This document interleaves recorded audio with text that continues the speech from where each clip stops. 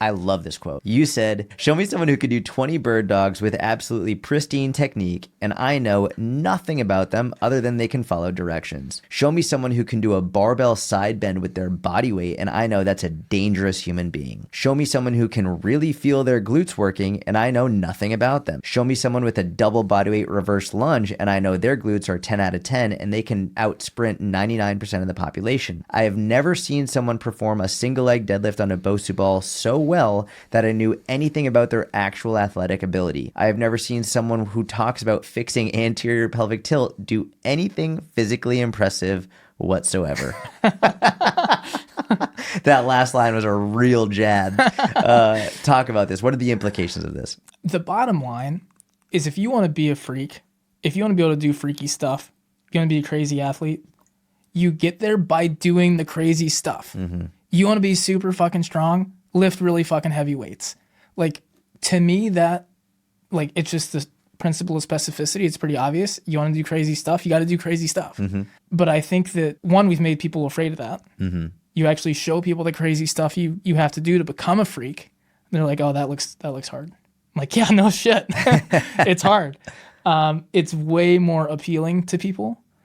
Psychologically, this thought that, like, you can do a low level, minimally engaging, just do it from home on the floor while you're watching TV, and it's going to turn you into a human weapon or something. Like, no, the fuck it's not. That's not how it works. I just think it's crazy how easily people buy into that stuff. Mm-hmm. I don't know how much of it is willful misdirection versus people having good intentions, but like I know high level athletes can be superstitious. Yeah. I get that high level athletes can be that way. So I understand, like, if you're a high level athlete and you find this little thing of like, I did this stretch and then I won the game. Like, I get how some of that stuff can happen, but like, come on, you know that's not why you are who you are. Right. So I get like wanting to share some personal experiences and anecdotes and like, these are the shoes I like and whatever. But I think we have to be careful to distinguish between like personal preference and things you like and things you enjoy and things that just make you feel good. Like, there's nothing wrong with feeling good. We have to be able to distinguish between that and things that are actually moving the needle and like addressing the big rocks. Mm-hmm.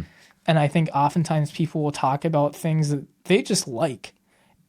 And for whatever reason, they have elevated its importance into something that's just not. Mm-hmm. You know, they think that their nightly stretching routine is like what's keeping them held together. Like they would just fall apart if they weren't stretching for 5-10 minutes a night or something like that. So yeah, I think we just need to be careful with that. I think for a lot, that's where a lot of that stuff comes from. But like with the bird dogs specifically, like people will obsess over like, first of all, it's a super low level exercise that I don't think is doing much of anything, period.